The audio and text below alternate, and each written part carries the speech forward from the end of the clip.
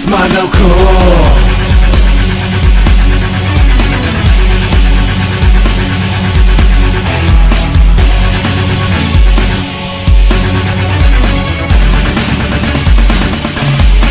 It's Mondo Cool.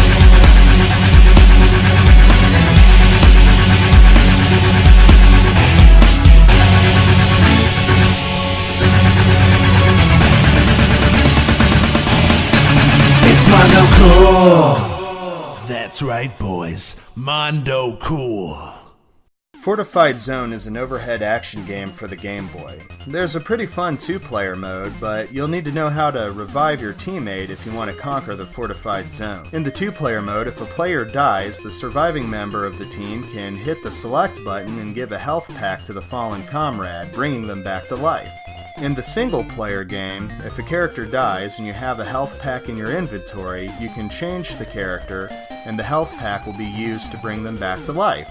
But that's just the tip. Hi, I'm Jerry Terrifying, and you're watching Mondo Cool TV.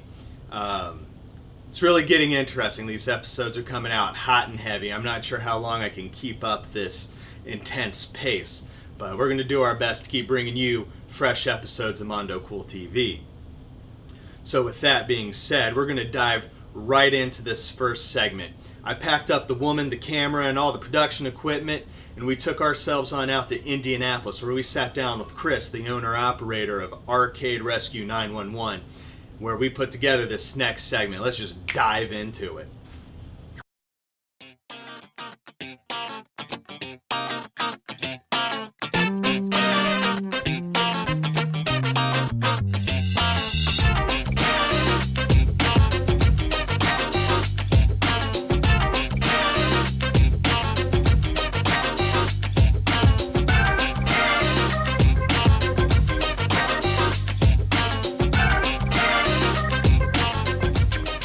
So I started playing video games in the late 70s. I was born in 71, so the Atari was introduced at Christmas time, probably in 77, 78, and it was underneath the family Christmas tree, and we opened it up, and that began the video games. Got out of high school, went to work for Sony, and then I did repairs for Sony. About 12 months later, they basically said that they're not going to do any more repairs on electronics. They're gonna get new parts in. They're gonna do part swapping. So they downsized their staff, and cut a good portion of us. And so we hit the road. So I went on from there and started repairing games. I did some beta testing for the PlayStation 1 back in the day.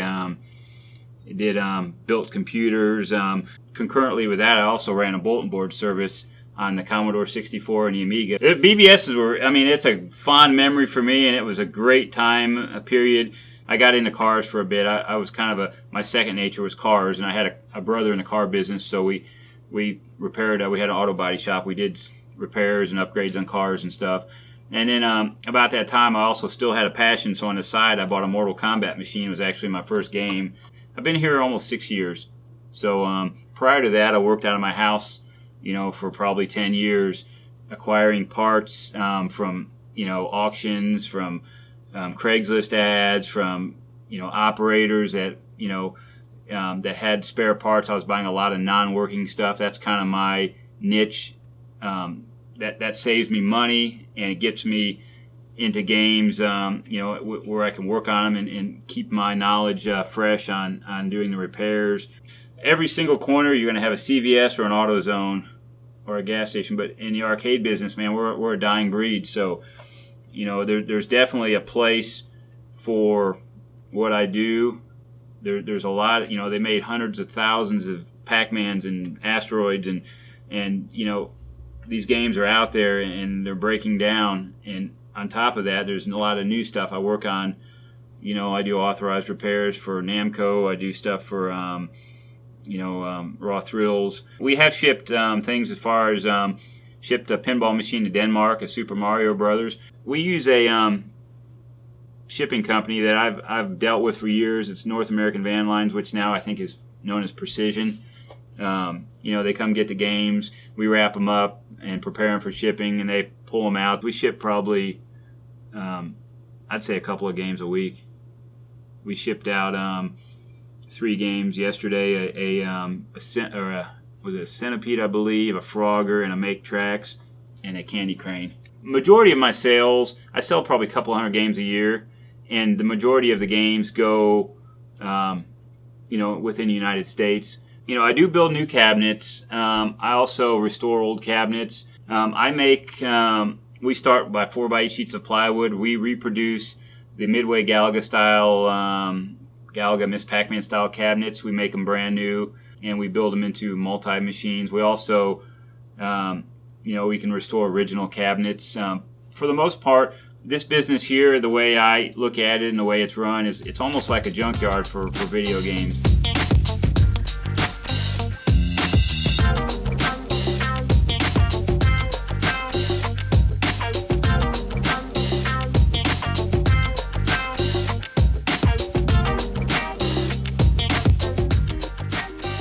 Two different types of people. So what you have is some of the purists, they like an original Pac-Man, original Dig Dug, original Frogger, etc. And then there's some people, a lot of the people that don't have a infinite space, so they have limited space. They will buy a multi-cade machine and then play all the games on one machine. I think those are going to be around for a while. People question if the multi-cades are just a fad.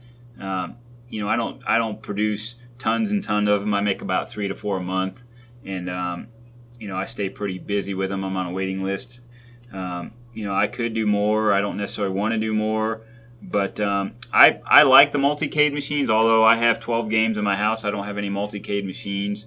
I personally like the look of the original stuff. The younger people will do it as an impulse buy, and then the older people, like the 40s and 50-year-olds, are going to buy some of the older nostalgic games. They Pac-Mans, Dig Dug, Centipede, and stuff like that. Pinball machines are usually a little bit older than that in the demographic region, but I've my experience on working on games, I've taken our multi-cades and taken the CAD file and made some changes from the original Midway specs to make a better machine than what they did back then. Of course, the internals are going to be modern hardware.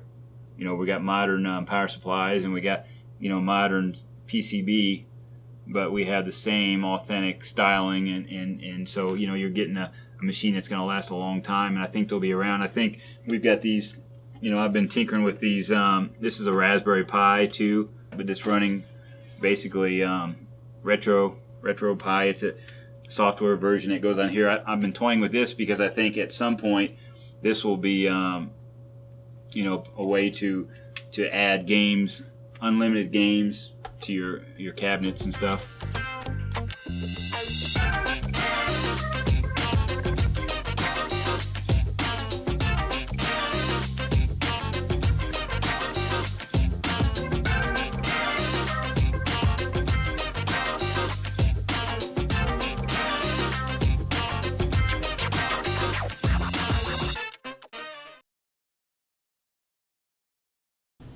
What'd you think about that? I thought the guy was a bit of a character. I enjoyed putting together this interview. I actually filmed way more than what appears in the show. Interesting guy, is a great conversation. After I finished filming the exterior shots, the proprietor of the store next door, a furniture store, says, "You're making commercial. You make commercial for me." And he gave me his business card. I'm like, "Nah, I just do stuff about video games." He's like, "No.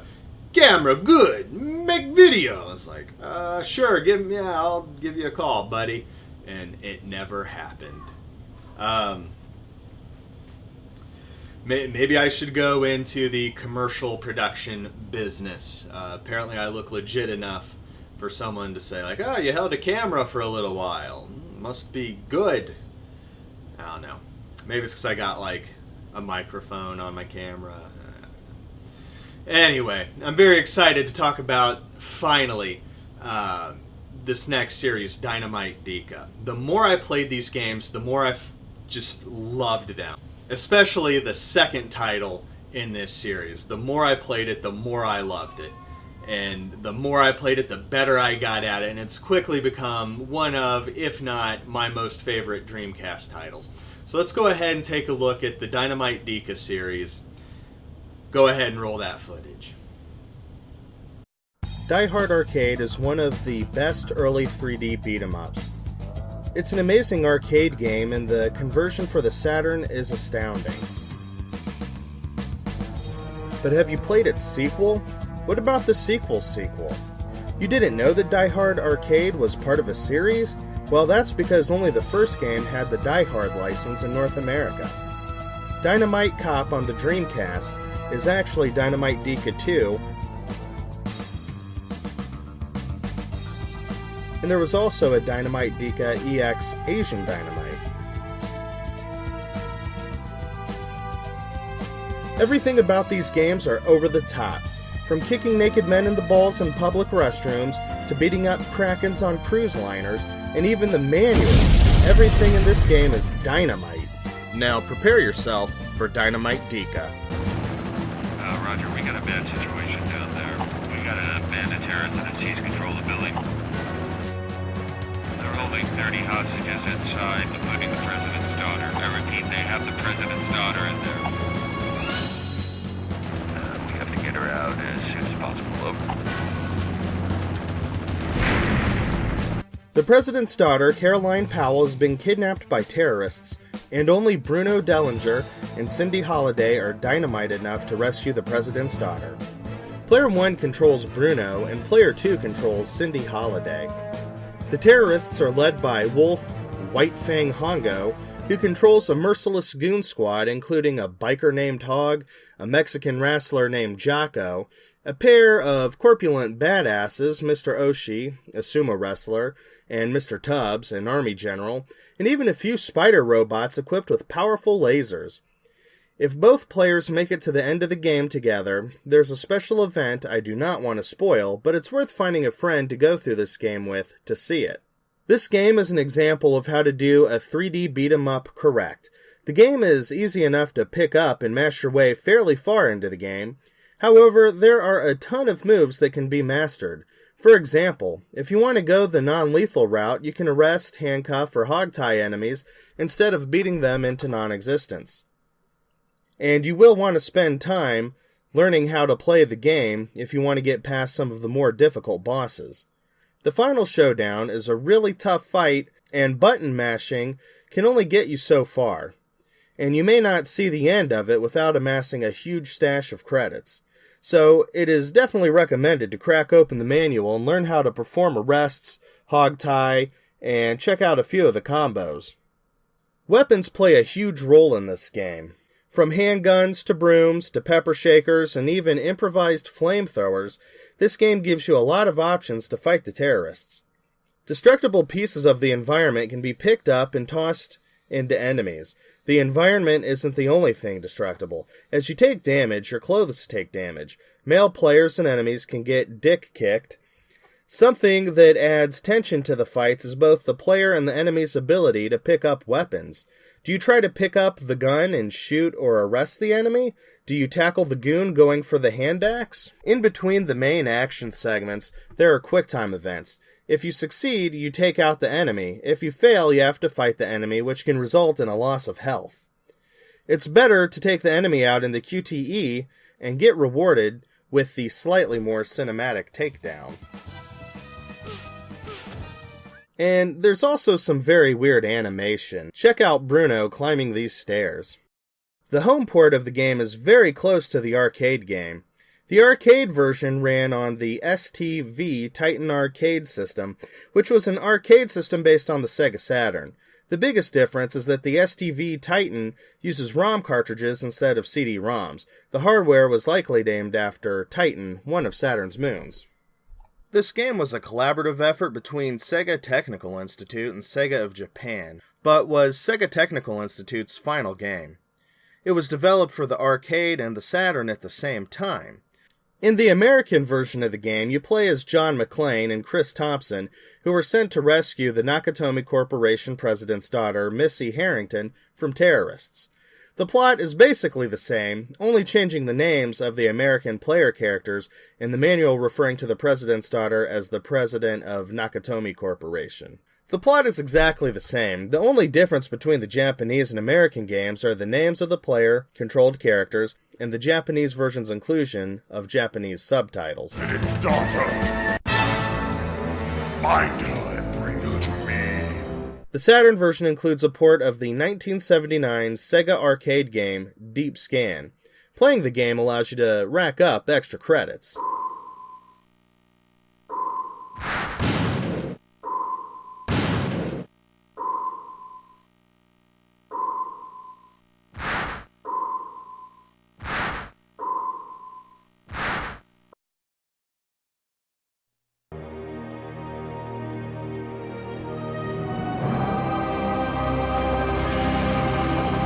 We have a situation down there. Some modern-day pirates have hijacked a huge cruiser. They're holding 2,000 hostages inside, including the President's daughter.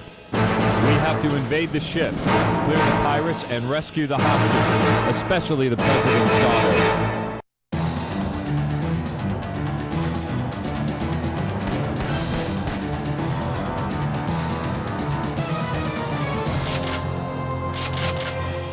The President's daughter has been kidnapped by modern-day pirates led by Wolf Whitefang Hongo while on a cruise ship.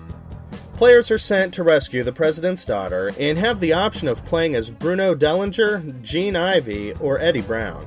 You can choose 3 different methods of boarding the cruise liner. That sounds pretty basic, but let's read what the game's manual has to say about the story. Here's what you know so far. You, one Captain Bruno Dellinger, were rudely awakened from your mandatory 3 hours of sweat-drenched, flashback-having, war-ridden nightmares you call your beauty sleep. The phone just rang like an air raid siren in your head, and at this hour, you can't help but stand at attention. Seems that the President of the good old US of A needs your help. A band of modern-day pirates has taken control of the world-famous Bermuda cruise liner. They are heavily armed and dressed like Bluebeard the Biker. This floating fortress of fun also happens to have 1,000 of the most powerful people in the world on board. The President's daughter is among them, and in need of some major life-preserving. You wipe the crust out of your eyes, brush those pearly whites, and suit up. You make sure not to forget your monkey sidekick, Banana. He happens to be your good luck charm, and goes over great with the chicks. Just when you thought things were bad, they get worse. The Navy SEALs that have also been called out for this ocean-going party know of you and your incredible talents for bringing down the house. Literally. You've paid more in property damage than in alimony checks. The SEAL commander doesn't seem to like hot shots and makes sure to politely let you know by yelling and spitting it all over your face. Boy, does this guy need to switch mouthwash. Look, I'm not here to make friends, you say. Oh really, Bruno? The commander replies. So I guess that filthy monkey on your shoulders is your twisted idea of a sidekick. The entire room breaks out in laughter. Sans you. These guys don't seem too supportive of your choice in partners, and your monkey just peed on your back from all the commotion. Just stay out of our hair, Bruno, the commander warns. This is our show, and we don't need any organ grinders in this circus. You're right, Captain, you reply. Send in the clowns, that's what I always say. The room goes silent. And with that said, you earn the respect and total hatred of every man in the room. So much for professional courtesy. Your mission is simple. Invade the ship and rescue the hostages, especially the President's daughter. Take out anyone who stands in your way. This is not a PR mission, so use any and all weapons you can find. You'd be surprised what you can use to drop your swarthy opponents, so keep your eyes peeled. Remember, these pirate rejects are playing for keeps, so stay sharp. Now move out before the SEALs start clubbing you. Wow, they do not make video game manuals like that anymore. Well, I'm pretty sure they don't make manuals at all. You can tell whoever put this manual together was having a hell of a good time and captured the spirit of the game perfectly. Dynamite Cop takes weaponry to a whole new level. Bread. Buckets of slot machine guns. Propane tanks. Vacuum cleaners. Urinals are just a few of the crazy weapons you can pick up and deal out damage with. Upon starting the game, you get to choose one of 3 missions. Each mission slightly changes the path you take through the ship and some of the plot elements. When you beat all 3 missions, you unlock Dynamite Cop Showdown, which opens up missions 4, 5, and 6. In mission 4, damage from enemies is greater and you have 1 life.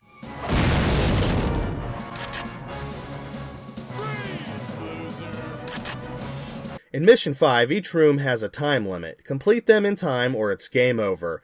Time left over does stack up, and there are no S power-ups. Mission 6, the player begins the game with low health, damage from enemy weapons is greater, and S power-ups do not appear. Basically, 1 hit and you're done. These are missions for maniacs that love the arcade game experience and want an extreme challenge. The power-ups. Collect 5 P power-ups to power up the player. A green power bar will begin counting down. In this mode, you can perform longer combos and your attack power is greater. Picking up the S power-up immediately puts you into power-up mode. You can pick up various items along the way. The bottom of the screen has a blue box that shows your current inventory. You can pick up lighters, pistols, extra magazines that you can carry from area to area. Hold on to those lighters. When you find a can of hairspray, you can use it as a flamethrower if you have a lighter. If you have a pistol and pick up a machine gun or other weapon, you keep the pistol, so you may want to get familiar with managing your items. That pistol comes in handy for arresting enemies. You can arrest enemies in this game, but before you slap the cuffs on them by hitting punch, you can hit the kick button to shake them down to get up to 4 items. These can be health items and extra ammo, and it also reduces the time in dealing with enemies. Extremely beneficial in harder missions. To arrest the enemy, grab a hold of them while you have the pistol. Punch will cuff them and kick will shake them down. Health items do stack up. It doesn't show on the health bar, but if you pick up a health item while your health is maxed out, your health will increase. This was the same in the first game, but you could see it stacking up on the health bar. There is a bonus game, Tranquilizer Gun. You shoot animals and bring them back to the truck.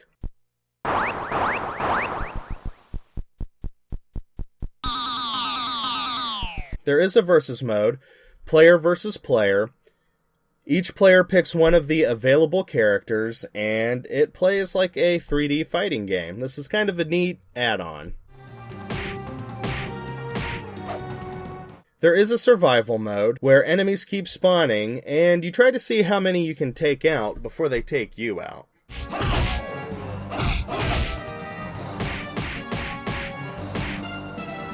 When you hear your VMU beeping, you're standing over some unlockable art. Hit the punch button to summon the art and pick it up to add to the collection. Collecting all of the artwork will unlock the Saturn version of Bruno Dellinger.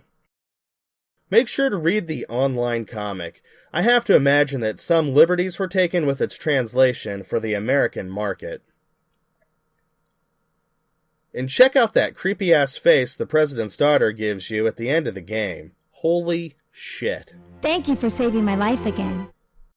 The home versions of House of the Dead 2, in the original mode, players can find an item that allows them to play as Bruno Dellinger. One of the terrible beasts from Golden Axe appears on the island stage in Mission 2. A demo disc that was packed with a magazine contained a file called the Detonator Pack. Saving the file to your VMU would unlock bonus content. Optionally, you could download the Detonator Pack from SegaNet. There is an easy way to get the file today. Stick around after this main segment for a tutorial on how to get and use the Detonator Pack. There's an enhanced port of Dynamite Deka for the PlayStation 2. From the main menu, you can play Periscope, one of Sega's classic electromechanical arcade games. Each ship shot down earns you an extra credit.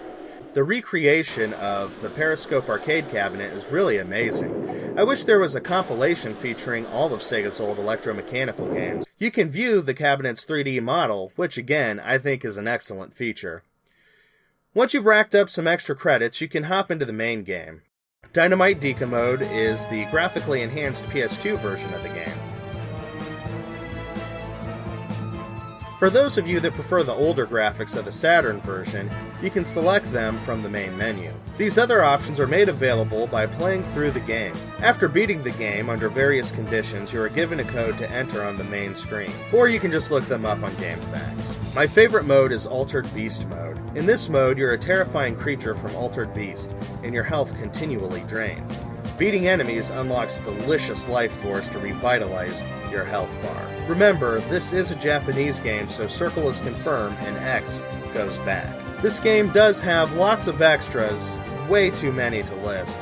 There's alternative costumes, Golden Axe costumes, all sorts of things to keep an eye out for.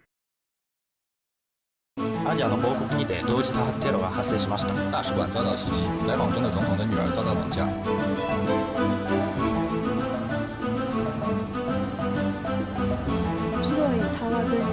이곳에成为亚洲时光网通知上开设了报道事情。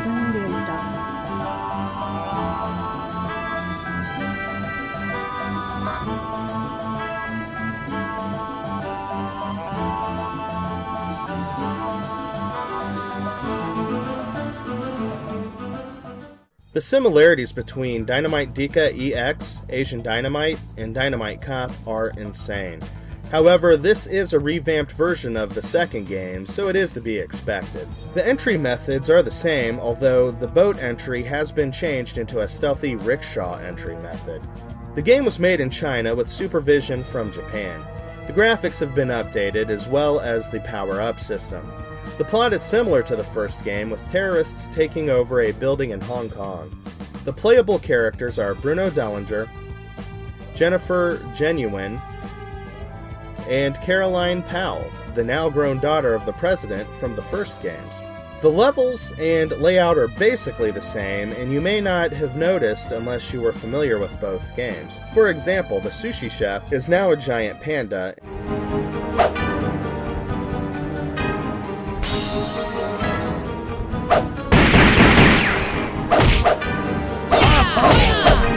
And the Kraken is now a giant statue. The power-up system is very different. Instead of gathering P icons to give your character a timed power-up, there are briefcases that trigger a costume change. There are 3 different colored briefcases, giving each character 3 different costumes that change your moveset. This game never received a home port, so your only way to play it is obtaining the arcade board or emulating. As of this episode, I actually haven't played this game. When this game came out, print media was still thriving. Magazines lined the shelves and landed in the mailboxes of gamers eager to get the hottest information and tips on video games. And it was not uncommon for these magazines to include a demo disc. There was playable demos and videos of upcoming titles. Sometimes they even randomly appeared in the mailboxes of the maniacs that actually filled out those little surveys that came in the manuals of video games. On one such demo disc, there was a file you could save to your VMU called the Detonator Pack. This file could also be obtained by connecting to the internet. This file unlocks Cindy Holiday from Die Hard Arcade. Highlight Jean and hold Start, then select Cindy. It also unlocks stun guns and additional art for the gallery. You can still get the Detonator Pack, but it's going to take a little bit of footwork on your part.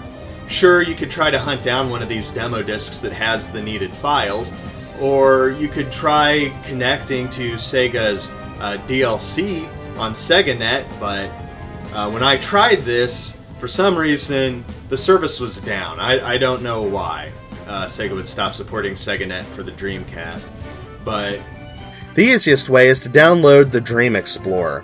This is a program for the Dreamcast that has a few really neat applications for your VMU. First, download Image Burn, add the needed Dreamcast plugins.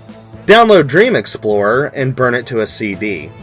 Pop it into your Dreamcast. When you launch Dream Explorer, you can choose a theme. I always go with the Shenmue theme, because why not? Navigate to Open CD, Open VMU Saves, Open Blue Swirl, navigate to Dynamite Cop, and download save 0002 to your VMU.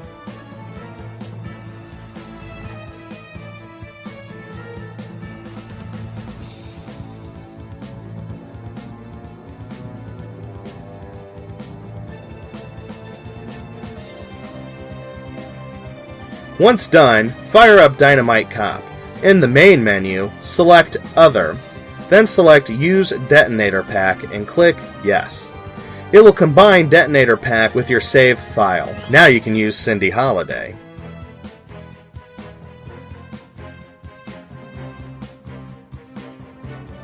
Alright, and that's going to do it for this episode of Mondo Cool TV. Hopefully I can keep up this pace and keep these episodes coming out to you. But you can check out the Instagram page. This is where I update content the most frequently because it's just sharing photos. But I've gotten a little bit of interest in Mondo Cool TV thanks to Instagram. So there's about 3 people out there, and you know who you are, that showed this much interest in Mondo Cool TV, which has gotten these few episodes to come out as fast as they did. So keep that in mind. Like, I thrive on comments. And the any kind of feedback that indicates you'd like to watch more Mondo Cool TV will result in more Mondo Cool TV being produced. The best way to keep up with Mondo Cool TV, honestly, is going to mondocooltv.com. The episodes will be listed there as they come out. But there's also, to the top right of the page, a form where you can enter your email address, and you will be notified by the Mondo Cool Media newsletter, which I promise will not come out more than once a month. It'll have all the content Mondo Cool Media is producing, behind-the-scenes production notes for Mondo Cool TV, links to interviews, the scripts, just anything I can cram in there that's bonus content will be in that newsletter. I have some ideas for it to expand it as time goes on, depending on if some of the old Mondo Cool gang feels like contributing to the effort. So I'll have to throw that out there to them. But thank you for watching. If you would like to leave some feedback, I've made it easier than ever. I know most people consume content on a smartphone, and that's why a lot of the YouTube comment culture has died down. So you can go ahead and reach out to us at the Mondo Cool hotline at 937-419-1223. You can text it, you can call and leave a voicemail, you can text a picture. Pretty versatile stuff. You can just go ahead and throw that in the contacts on your phone, and if, man, you got something to say, you want to hear it on the podcast, you want to hear it on Mondo Cool TV, you can text it, you can leave a voicemail. Just make sure to include your name, otherwise I'm not going to know who it is. So go ahead and keep that in mind. Anyway, thank you for watching Mondo Cool TV. We'll catch you next time.